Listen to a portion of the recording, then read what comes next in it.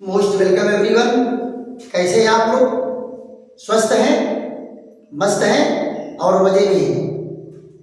चलिए आज हम लोगों की फिर मुलाकात हो रही है एक नए वीडियो के साथ। आज का टॉपिक आप लोगों को दिख रहा होगा। किस पर चर्चा हम लोग करेंगे? मेंडलीव की संशोधित आवर्त सारणी पर। पिछले वीडियो में हमारी आपकी चर्चा हुई थी कि मेंडलीव की मूल आवर्त सारणी क्या है और उनके दोष क्या है। और अब हम लोगों की चर्चा क्या होगी? मेंडलीव की संशोधित आवर्त सारणी। देखो बेटा, मेंडलीव की संशोधित आवर्त सारणी की चर्चा हम लोगों की मोसले के आवर्तिता सिद्धांत पर आधारित है। तो सबसे पहले हमें मोसले का आवर्तिता सिद्धांत जान लेना जरूरी है। फिर उसके बाद मॉडर्न समय में क्या नई खोज हुई जिसके कारण परिवर्तन करना पड़ा मेंडलीव की आवर्त सारणी में। तो देखो बेटा, मोसले का आवर्तिता सिद्धांत आधुनिक आवर्तिता सिद्धांत के नाम से जाना जाता है और मेंडलीव की सारणी में 3 संशोधन किए गए। जब ये पता चल गया कि तत्वों के मूल गुण परमाणु भार पर नहीं परमाणु क्रमांक पर निर्भर करते हैं, तो तत्वों को परमाणु भार के स्थान पर उसको परमाणु क्रमांक के आधार पर रखा गया। दूसरा परिवर्तन किया गया कि शून्य वर्ग के तत्वों के लिए 8वां वर्ग के बगल में एक नया वर्ग जोड़ दिया गया जिसको शून्य वर्ग नाम दिया गया। और लैंथेनाइड और एक्टिनाइड तत्वों की खोज के बाद इन्हें सारणी के नीचे 14 तत्वों की 2 श्रेणी में व्यवस्थित किया गया। तो आइए सबसे पहले हम मोसले के आवर्तिता सिद्धांत पर चर्चा करते हैं। तो पॉइंट क्या है हम लोगों का? मोसले का आवर्तिता सिद्धांत। मोसले का आवर्तिता सिद्धांत, periodic theory of Moseley. Periodic theory of Moseley, यहां देखिए इसकी अंग्रेजी भी यही होगी, periodic theory of Moseley. Periodic theory of Moseley, Moseley का पीरियाडिक सिद्धांत।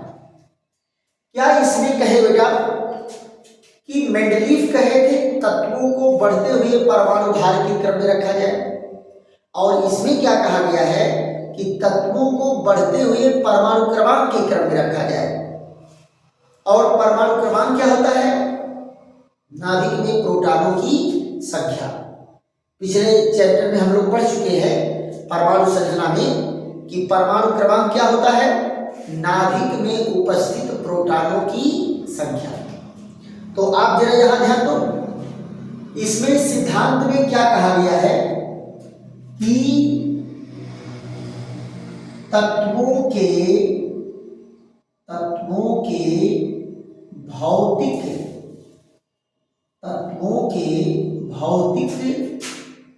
एवं रासायनिक गुण, तत्वों के भौतिक एवं रासायनिक गुण उनके परमाणु क्रमांक के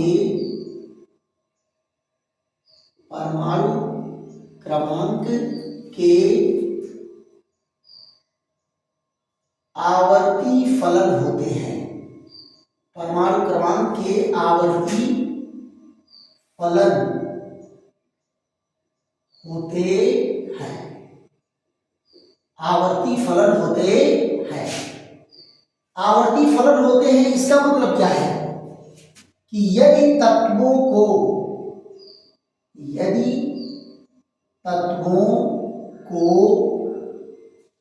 उनके बढ़ते हुए तत्वों को उनके बढ़ते हुए परमाणु क्रमांक, बढ़ते हुए परमाणु क्रमांक के क्रम में रखा जाए, परमाणु क्रमांक के क्रम में रखा जाए तो एक निश्चित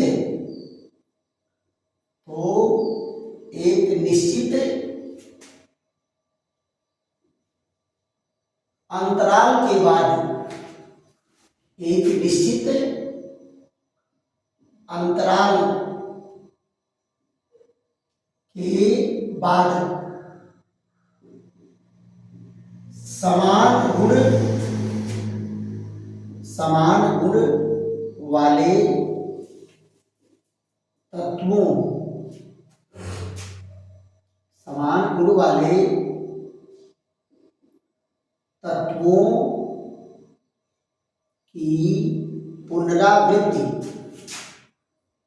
तत्वों की पुनरावृत्ति होती है। समान गुण वाले तत्वों की पुनरावृत्ति होती है। यह है बेटा आधुनिक आवर्तिता सिद्धांत या मोसले का आवर्तिता सिद्धांत।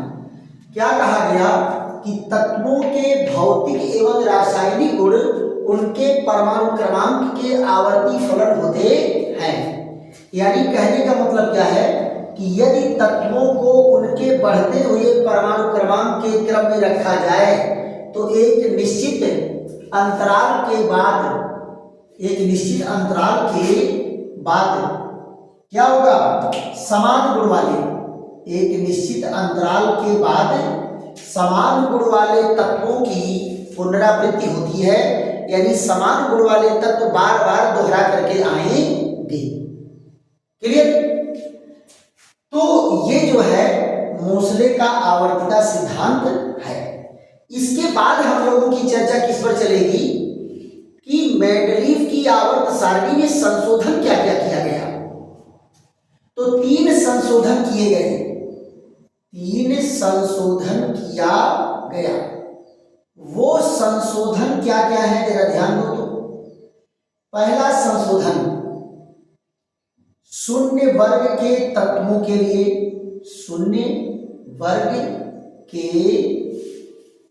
तत्वों के लिए, शून्य वर्ग के तत्वों के लिए एक नौवां वर्ग, एक नौवां वर्ग शून्य वर्ग जोड़ा गया, शून्य वर्ग जोड़ा गया। पहला एक संशोधन यह हुआ कि शून्य वर्ग के तत्वों की उस समय खोज नहीं हुई थी, और जब खोज नहीं हुई थी तो मेंडलीव उनके लिए अपनी सारणी में कोई जगह भी नहीं दिए। जब इनकी खोज हुई तो समस्या होने लगी इनको कहाँ रखा जाए। तो 8वें वर्ग के बगल में एक नया शून्य वर्ग जोड़ा गया, 9वां वर्ग जोड़ा गया। फिर उसके बाद जरा देखो दूसरे पॉइंट में क्या है, लैंथेनाइड एवं एक्टिनाइड, लैंथेनाइड एवं एक्टिनाइड श्रेणी के 14 तत्वों को सारणी से नीचे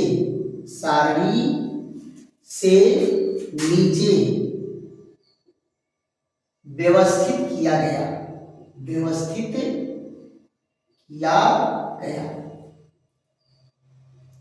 देखो बेटा, जो लैंथेनाइड श्रेणी की खोज उस समय नहीं थी, लैंथेनाइड की भी मेंडलीव के समय में खोज नहीं हुई थी, परमाणु क्रमांक की खोज नहीं हुई थी, इलेक्ट्रॉन प्रोटॉन न्यूट्रॉन की खोज नहीं हुई थी।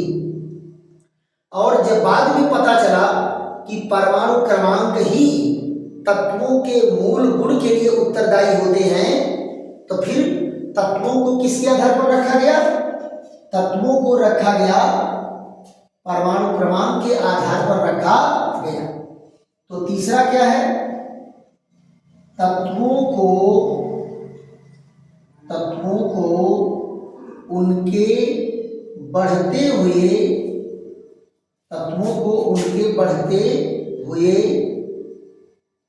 परमाणु क्रमांक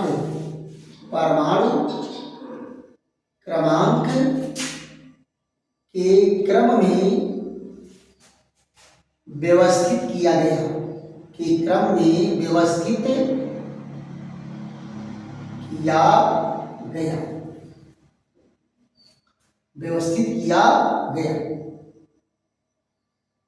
व्यवस्थित किया गया।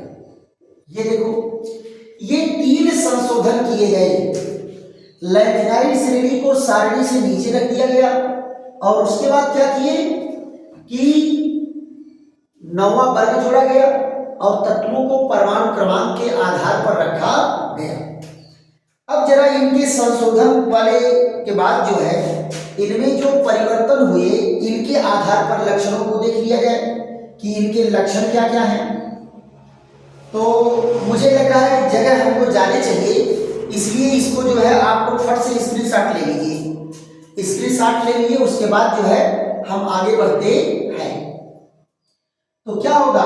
मेंडलीव की संशोधित आवर्त सारणी के लक्षण।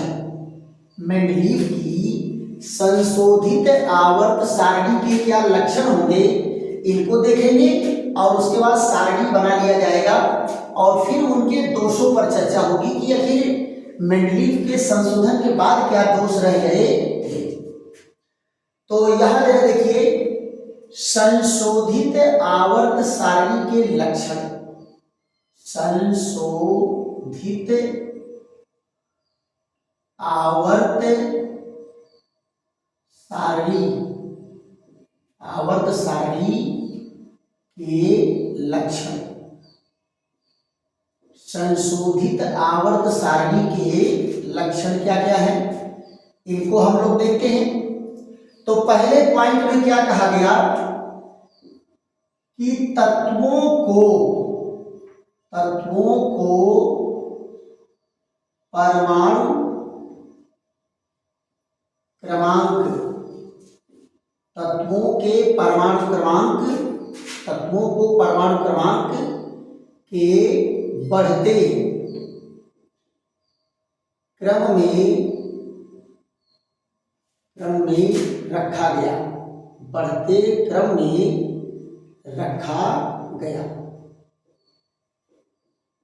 क्या परिवर्तन किया गया बेटा? तत्वों को परमाणु क्रमांक के बढ़ते क्रम में रखा गया। दूसरी चीज क्या कहा? दूसरी चीज, आवर्त सारणी में कुल 9 वर्ग है, 9 खड़े कॉलम है, 9 खड़े कॉलम है जिन्हें वर्ग कहते हैं।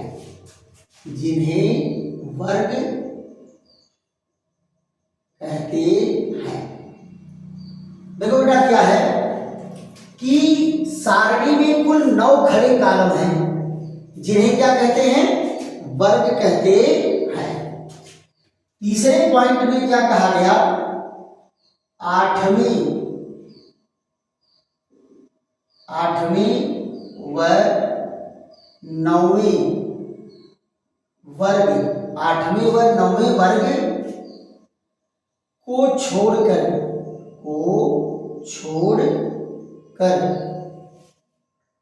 शेष वर्गों को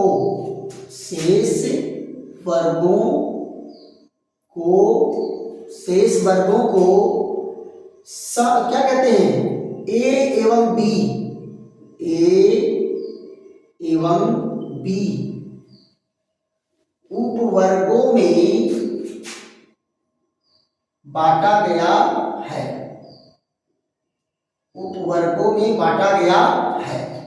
क्या कहें, 8वें वर्ग और 9वें वर्ग को छोड़कर शेष वर्गों को ए बी उपवर्ग में बांटा गया है।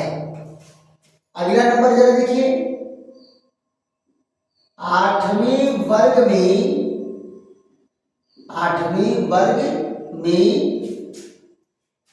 तत्वों को तीन श्रेणी में रखा गया है। 3 श्रेणी में रखा गया है। क्या कहते हो बेटा, 8वें वर्ग में तत्वों को 3 श्रेणी में रखा गया है।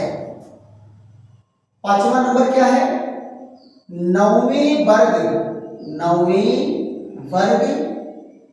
के रूप में शून्य वर्ग है, जिसमें अक्रिय गैसों को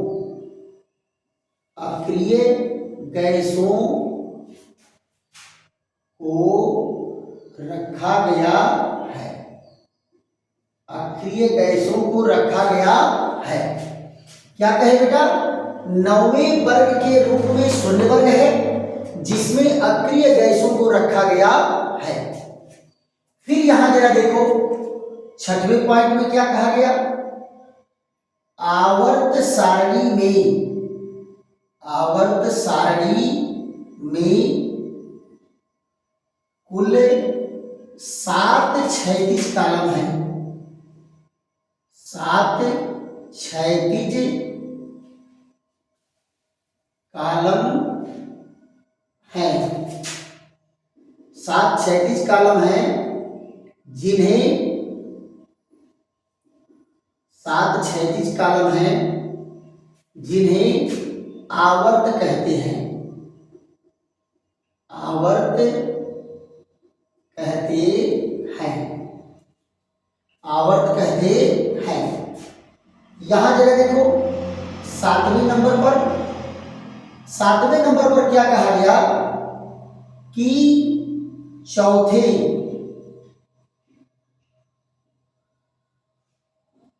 पांचवें व छठवें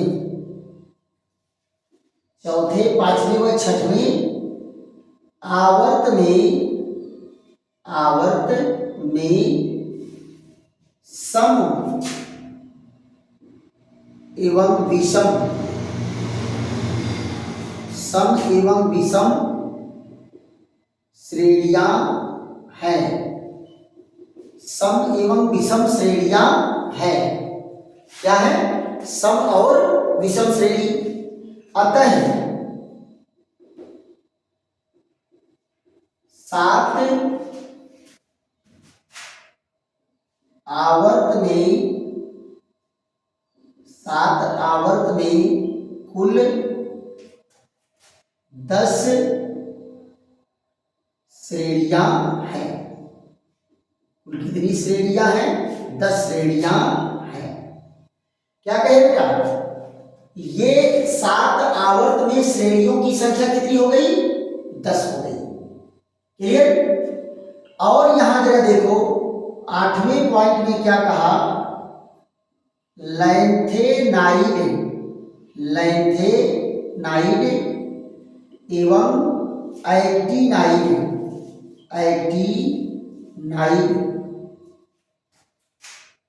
श्रेणी के तत्वों को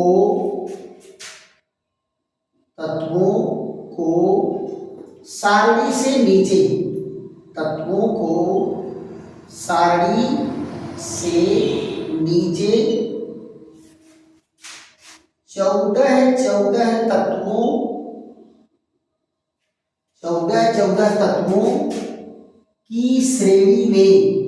14 तत्वों की श्रेणी में व्यवस्थित किया गया है।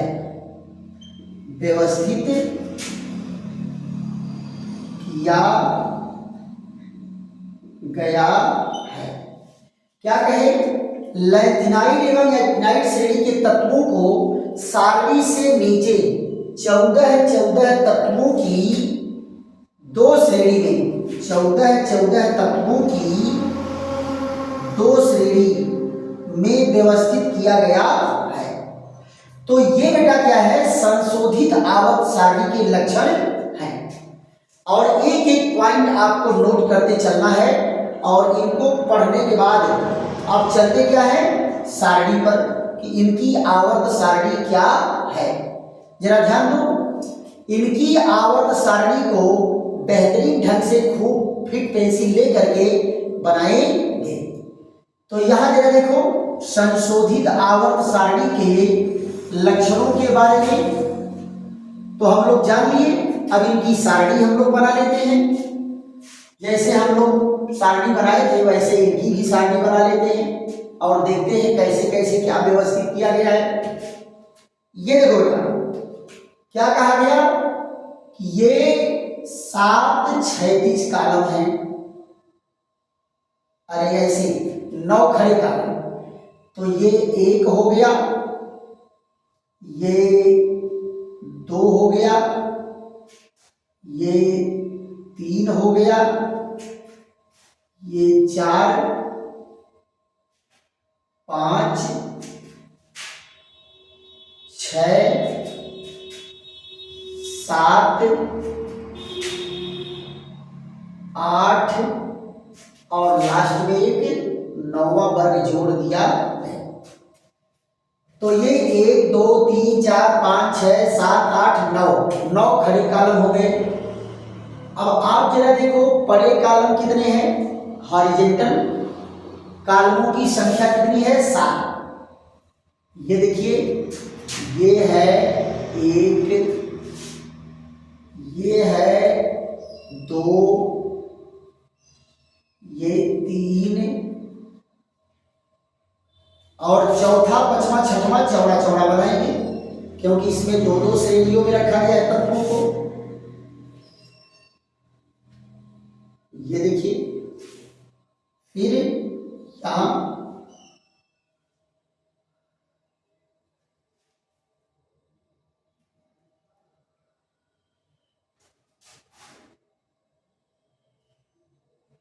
ये देखिए ये सारणी कौन है, संशोधित सारणी है। इसमें जो है 7 खड़े कॉलम, अरे 9 खड़े कॉलम और 7 हॉरिजॉन्टल कॉलम है, क्षैतिज कॉलम है। तो जरा इनके नाम देख लीजिए। तो ये है first, second, third, fourth, fifth और सिक्स्थ, ये 7th और ये कौन है 8th और ये लास्ट वाला कौन है 0 शून्य वर्ग। तो क्या कहा गया कि 8वें वर्ग के तत्वों को 3 श्रेणी में व्यवस्थित किया गया है और 1 से लेकर के 7 तक को क्या किया गया है A B A B A B A B, यहां देखिए A B A B A B उपवर्ग में रखा गया है। ऐसे ही यहां पर जरा देखो वर्ग में आवर्त में क्या है first, second, third, fourth, fifth, sixth और 7th। श्रेणी जरा देखो 1 2 3 4 5 6 7 8 9 और 10। देखो ये कौन सी श्रेणी है, सम श्रेणी। ये विषम संख्या है तो इसको विषम श्रेणी। फिर ये कौन है सम श्रेणी, ये कौन है विषम श्रेणी, ये कौन है सम श्रेणी, ये कौन है विषम श्रेणी। ये 7 आवर्त में श्रेणियों की संख्या कितनी हो गई 10। अब जरा देखो बेटा तत्वों को रखा कैसे गया है। ये हाइड्रोजन परमाणु क्रमांक 1 और ये हीलियम परमाणु क्रमांक 2। फिर यहां देखो लिथियम, ये लिथियम है 3, beryllium 4, boron 5, carbon 6, nitrogen 7, oxygen 8, fluorine 9 और नियान 10। ये देखिए। फिर उसके बाद sodium 11, magnesium 12, aluminium 13, silicon 14, phosphorus 15, sulphur 16, chlorine 17, argon 18। याद देखो। फिर उसके बाद क्या है, ये पोटेशियम 19 और कैल्शियम 20। इस तरह से सारणी में तत्वों को रखा गया है। अब यहां जरा देखो 14 तत्वों की 2 श्रेणियां यहां नीचे हैं। 14 तत्वों की 2 श्रेणियां नीचे व्यवस्थित की गई हैं।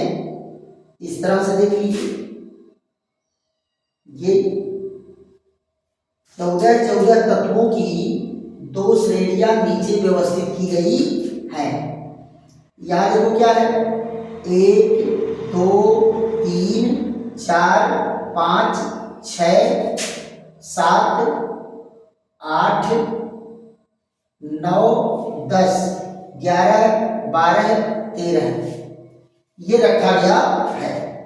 अब आप जरा देखो 6वें आवर्त में लैंथेनम 57 से आगे के 14 तत्व कहाँ आ गए, यहाँ आ गए।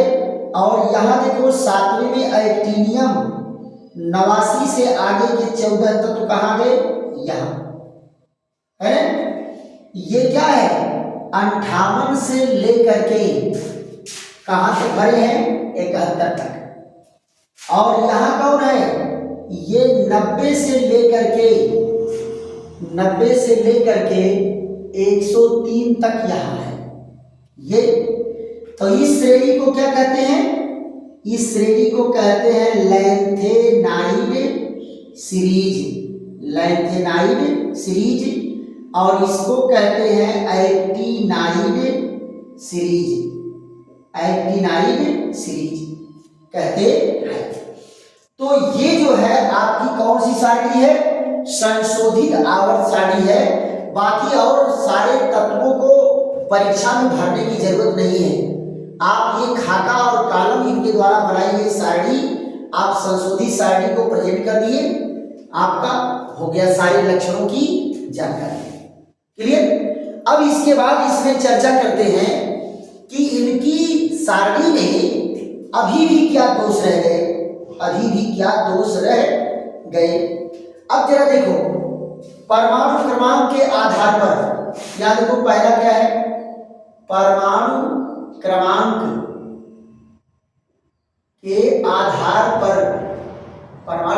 के आधार पर रखने से एक समस्या दूर हो गई। क्या, समस्थानिक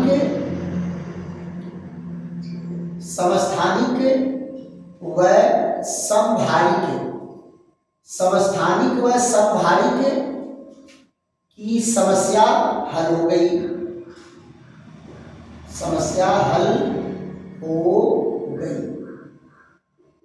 दूसरी चीज क्या है, परमाणु भारों का व्यतिक्रम,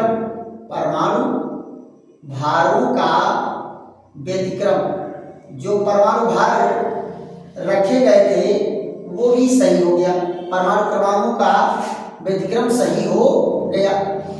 तीसरा क्या इसमें आया, शून्य वर्ग की समस्या हल हो गई। इतनी चीजों का तो समाधान हो गया, लेकिन फिर भी कुछ दोष अभी इसमें रह गए। तो कौन कौन से दोष रह गए, इन पर हम लोग चर्चा कर लेते हैं 5 मिनट में। हाइड्रोजन की स्थिति अभी भी सही नहीं है और विषम तत्वों को रखा गया है अभी भी एक साथ। परिवर्ती संयोजकता और तत्वों के विषम और सम श्रेणी अभिकर्ण संबंध की समस्या अभी भी रह गई। तो इसका फट से बेटा स्क्रीनशॉट ले लो, उसके बाद जो है हम इनके दोषों पर चर्चा करते हैं। तो इनके क्या दोष रह गए हैं उन दोषों को पढ़ करके और फिर अगले वीडियो में हम लोग प्रवर्धित आवर्त सारणी पर चर्चा करेंगे। और प्रवर्धित आवर्त सारणी पर चर्चा करेंगे, फिर उसके बाद उनका ब्लॉक विभाग डिवीजन जो है, ब्लॉक के आधार पर जो डिवीजन किया गया है उस पर चर्चा करेंगे कि तत्वों को कैसे ब्लॉकों में, चारों ब्लॉकों में व्यवस्थित किया गया है। तो कुछ समस्याओं की का हल होने के बावजूद भी अभी भी संशोधित आवर्त सारणी में कुछ दोष रह गए, कुछ दोष रह गए, तो इस पर हम लोग चर्चा कर लेते हैं। इनके दोष क्या है? दोष जरा देखो तो, पहला हाइड्रोजन का उचित स्थान न होना, इसमें भी हाइड्रोजन बेचारा उचित स्थान नहीं पाया। हाइड्रोजन का उचित स्थान न होना, उचित स्थान न होना आज भी इसकी समस्या बना हुआ है। दूसरी चीज क्या है? लैंथेनाइड, लैंथेनाइड व एक्टिनाइड, लैंथेनाइड व एक्टिनाइड श्रेणी, लैंथेनाइड व एक्टिनाइड श्रेणी के तत्वों के लिए, तत्वों के लिए सारणी में स्थान न होना, सारणी में स्थान न होना, स्थान न होना। दूसरी चीज क्या है? ए एवं बी उपवर्ग, ए एवं बी उपवर्ग के तत्वों, ए एवं बी उपवर्ग के तत्वों के गुणों, तत्वों के गुणों में भिन्नता, गुणों में भिन्नता होते हुए भी, होते हुए भी एक साथ रखना, एक साथ रखना। ये भी एक बड़ा दोष है कि ए और बी उपवर्ग के तत्वों के गुणों में भिन्नता है फिर भी एक साथ रखा गया है। तीसरा क्या है? यहां पर देखो, सम एवं विषम, सम एवं विषम श्रेणी, विषम श्रेणी का होना, सम और विषम श्रेणी का होना भी क्या है? एक दोष है। फिर यहां पर क्या है? परिवर्ती संयोजकता, परिवर्ती संयोजकता, परिवर्ती संयोजकता। फिर उसके बाद यह क्या है? परिवर्ती संयोजकता व छठवें नंबर पर तत्वों के विकर्ण संबंध, तत्वों के विकर्ण संबंध, तत्वों के विकर्ण संबंध।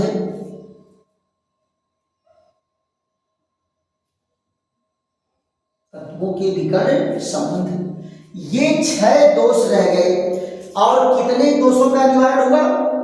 जो समस्थानिक समभारी की समस्या थी वो सॉल्व हो गई, और शून्य वर्ग के तत्व की समस्या सॉल्व हो गई, और एक समस्या क्या सॉल्व हुई? जो अधिक परमाणु भार वाले पहले और कम परमाणु भार वाले बाद में रखे गए, तो परमाणु क्रमांक के आधार पर रखने पर वो भी समस्या सॉल्व हो गई। लेकिन फिर भी 6 समस्याएं अभी रह गई। तो इनमें कुछ समस्याओं का समाधान कहाँ होगा? लैंथेनाइड से क्या कहते हैं उसको? प्रवर्धित आवर्त सारणी में। और उसके बाद प्रवर्धित आवर्त सारणी में भी कुछ दोष है, 2-3 दोष है, उस पर भी हम लोग चर्चा करेंगे। तो आशा है कि आप लोगों को ये वीडियो खूब बेहतर ढंग से समझ में आया होगा, और अगर बेहतर ढंग से समझ में आया है तो खूब जम के मेहनत करिए, 2 बार 3 बार इस वीडियो को देखिए, उसके बाद नोट बनाइए, दोस्तों मित्रों को भी बताइए कि खूब जम के केमिस्ट्री पढ़ाई जा रही है, चलो एंजॉय लेकर के पढ़ते हैं। क्लियर? और बेटा एक दिन में कुछ भी नहीं होता, आपको बढ़िया ज्ञान प्राप्त करने के लिए सतत प्रयास करना पड़ता है, निरंतर प्रयास करना पड़ता है। ये ज्ञान प्राप्त करने का कोई शॉर्टकट मार्ग नहीं है, ये तो आपके ब्रेन की एबिलिटी पर निर्भर करता है कि आपका ब्रेन कितना उसको ग्रहण कर रहा है, इसके ऊपर। आप टीचर से कहोगे कि सर हमको 4 महीना में पढ़ा दीजिए, अरे भाई 4 महीने में कैसे पढ़ लोगे, है कि नहीं? तो नॉलेज गेन करना और विकास करना ये दोनों शॉर्टकट नहीं होते हैं। इसके लिए आपको एक लंबा रास्ता चुनना पड़ता है और समय भी देना पड़ता है। आप सोचो कि बिना समय दिए आपको केमिस्ट्री बेहतरीन ढंग से आ जाएगी, तो ऐसा पॉसिबल नहीं है। एक एक पॉइंट आपको कई बार मैं बताया कि धीरे धीरे रे मना सब कुछ धीरे धीरे होए, अब माली सींचे 100 घना ऋतु आए फल होए। समझ गए नहीं समझ गए? आप निरंतर प्रयास करते रहेंगे, आपको बेहतरीन ज्ञान प्राप्त होगा और केमिस्ट्री में आप टॉप करोगे, है ना? चलिए, अगर बेटा समझ में आ रहा है तो खूब लाइक करो, शेयर करो, सब्सक्राइब करो और कमेंट भी करो, जिससे हमको पता चले कि वीडियो का कहाँ तक परफॉर्मेंस जा रहा है, आप लोग उसको पसंद कर रहे हो, अच्छा लग रहा है। अगर मान लो कोई कमी हो तो उस कमी को भी आप लोग बताइए, तभी ना हमको और सुधार करने का मौका मिलेगा। चलिए, फिर ऐसे ही बेहतरीन वीडियो के साथ हमारी आपकी फिर मुलाकात होगी। तब तक के लिए थैंक यू, धन्यवाद, विश्राम।